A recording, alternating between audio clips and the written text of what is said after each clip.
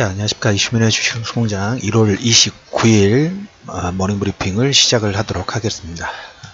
실적의 시즌이 계속 진행 중에 있습니다. 오늘 이번 주에 주간 전략에서 실적, 캐터필라 실적이 오늘 발표가 나왔어요. 캐터필라 같은 경우에 굴삭기라고 보시면 돼요. 간단하게. 대표적으로 굴삭기인데, 어떻게 보면 글로벌 시장에서 뭐 재정 투자라든지 인프라 투자의 바로미터의 역할을 진행하고 있다고 보시면 될 것 같죠. 그리고 향후에 어느 정도 이런 재정 정책뿐만 아니라 인프라 건설 관련된 내용이 진행될 것인가. 우리가 알코아를 보면서 글로벌 경기 전망에 어떤 힌트를 얻는 것처럼 캐터필라는 이쪽 여러 가지 건설 산업 여기에 쓰이는 기자재다 보니까 캐터필라를 통해서 우리가 추론을 하는 거라고 보시면 될 것 같아요. 캐터필라가 실적이 나왔습니다만 실적 부진, 특히 이제 전망치죠. 항상 보면 이제 우리도 삼성전자 실적이나 SK하이닉스가 대표적인 반대 케이스죠.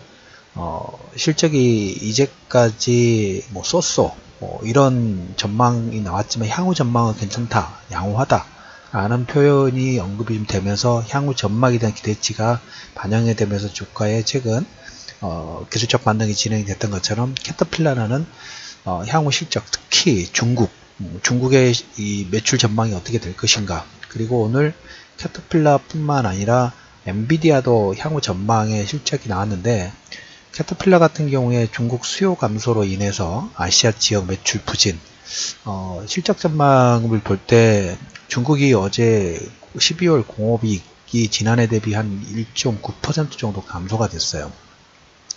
감소가 되던 아시다시피 지금 중국 같은 경우는 작년 하반기부터 경기 지표는 반등을 못하고 있다라는 표현을 드렸죠.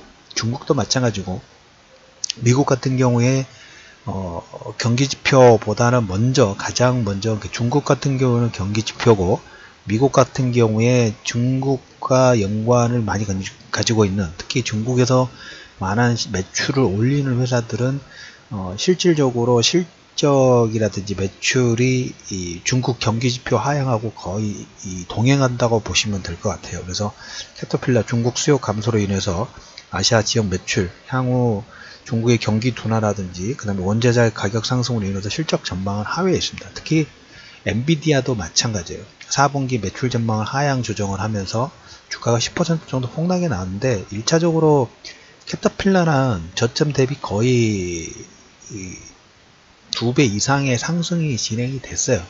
상승이 진행되고 뭐 인프라 건설 관련된 기대감, 특히 이제 미국에서 1조 달러 이상의 인프라 건설 관련된 내용으로 트럼프가 당선 이후에 공언을 했는데 그 내용이 아직까지 진행되지 않고 있죠. 근데 캐터필라라는 그 내용 자체로 주가가 이미 2배 이상 상승하다 보니까 그 상승에 대한 가격 기간 조정의 구간 정도로 보시면 될 것 같아요. 그러니까 그 핑계로 주가가 조정을 좀 받고 있다라는 측면 보시면 될 것 같습니다. 오늘 이제 아무튼 그 캐터필라하고 엔비디아 실적 향후 전망치가 하회가 됐는데, 중요한 것은 오늘 저녁입니다. 애플하고 내일 페이스북, 테슬라, 그리고 31일 아마존 실적 발표가 나오는데, 아마존도 그렇고 애플도, 이렇게 애플이 이제 중국 비중, 전에도 말씀을 좀 드렸다시피 애플 아이폰 X 너무 비싸요. 그리고 아시다시피 일반 대중들이 이제 저렇게 고가폰 사지 않습니다. 왜? 40만원대, 50만원대라도 충분히 120만원짜리, 130만원짜리의 경쟁력을 가지고 있기 때문에 애플 같은 경우에 물론 그 브랜드 력이라든지 탄탄한 마니아층을 절대 무시하지는 않습니다만은, 그래도 그럼에도 불구하고 올해 이제 2월 달부터 MWC를 통해서 본격적인 플렉서블 폰이 이제 시작이 되는데, 플렉서블하고 그 다음에 5G의 스마트폰이 이제 출시가 됩니다. 그런데 애플은 아직까지 그렇습니다. 제 레이더망에는 이 두 가지를 어떻게 대응할 것인가에 대한 정책적인 어떤 가이드라인이 아직까지는 회수천이에요. 산업이 이제 바뀌고 있어 고가폰을 받으려면 최소한 5G의 스마트폰이라든지 아니면 플렉서블 관련된 내용을 진행해야 되는데, 아이폰은 이쪽 스마트폰 쪽에서는 아직까지 궁금증을 계속 해소시켜주지 못하고 있는 모습이 좀 나오고 있다. 그래서 오늘 이제 애플의 실적이 발표가 나오겠습니다만은 그렇게 큰 기대는 하지 않습니다. 근데 우리가 봐야 될 게, 미국 같은 경우에 재작년에 감세를 통해 가지고 작년에 시간 팡이라든지 이런 종목군들이 2배, 3배 이상의 상승을 진행했어요. 캐터필러가 2배 이상을 상승을 했던 것처럼 상승을 했기 때문에 다음 성장 동력이 나오기 전까지는 뭐 해야 될까요? 계속 작은 박스권이라든지 기간 조정, 이 정도의 구간이 진행될 필요가 있다라는 얘기를 좀 드려보도록 하겠습니다. 그 의미는 이번 주에도 뭐 애플이라든지 그 다음에 테슬라, 아마존의 실적 발표가 나옵니다만은 크게 기대는 하고 있지 않다 라는 내용.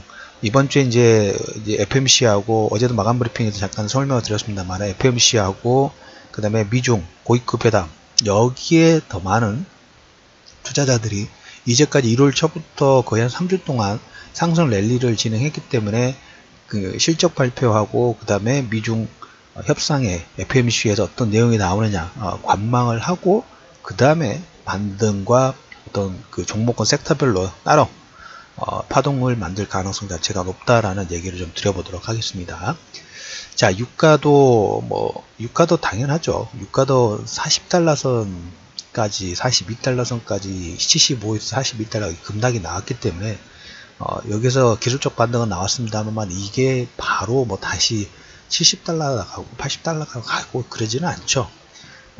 하락이 나왔기 때문에 이제 50달러 전후 박스권, 지금 오늘 보면 미국 같은 경우에 원유 채굴 장비가 전주 대비 10개 정도 증가했어요. 러시아라든지 사우디아라는 감산을 어떻게든 확대를 하거나 지연을 좀 견고하게 진행하려고 하는데, 그 사이에 미국은 살금살금 채굴 장비 수를 늘리면서 뭘 하고 있나요? 글로벌 시장에 석유 주도권이라 할까요? 주도권이 이미 오펙은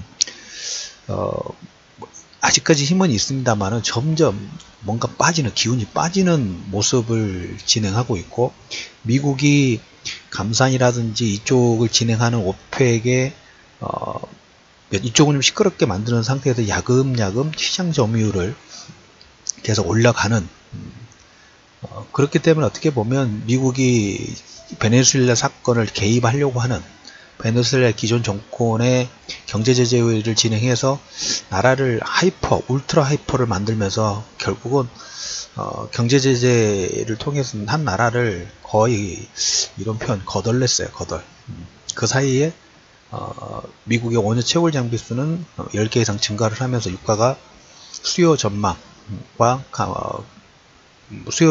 경기지표가 좋지 않기 때문에 2, 3% 정도의 하락을 진행하는 단기 상승, 단기 급락에 따라서 40에서 50달러 선까지 급등이 나왔습니다만은 바로 추세 돌파하기는 쉽지는 않습니다. 그래서 전에도 문의 주신 분이 있었는데, 유가는 어떻게 보면 이 50달러 선 전후에 박스권하고 올해 상반기의 주요 변수는 아니에요. 작년 같은 경우는 유가를 자주 얘기를 들었지만 올해는 유가는 주요 변수는 아니다. 그거보다 우리가 미중 지재권 관련된 내용이 어떻게 되느냐, 이거에 따라서 조금 확대하면 삼성전자, SK하이닉스까지 영향을 줄 수가 있어요. 그래서 그 추후에 말씀을 좀 드려보도록 하겠고, 오늘 이제 29일 모닝브리핑에서 해외 시장은 뭐 최근 상승에 따라서 실적, 그 다음에 실적 자체가 전망치가 그렇게 좋지 않죠. 그러다 보니까 개별 종목군에 하락이 나왔지만 일단 오늘 이번 주 중반에 말씀드렸던 FMC하고 미중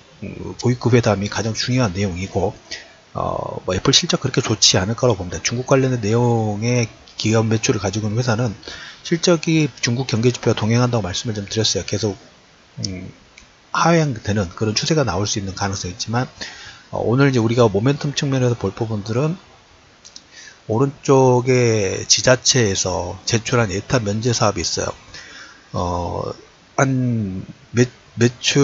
지자체에서 제출한 예타 면제 사업들 33건에 한 61조 원 규모 정도인데, 이 중에서 한 절반 20조에서 40조 정도 사이를 세종청사에서 대상지 발표를 나올 것 같아요.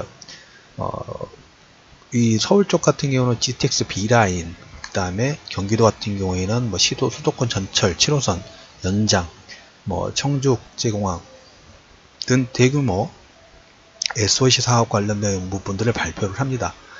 이 내용을 좀 관심권을 좀 두실 필요가 있다.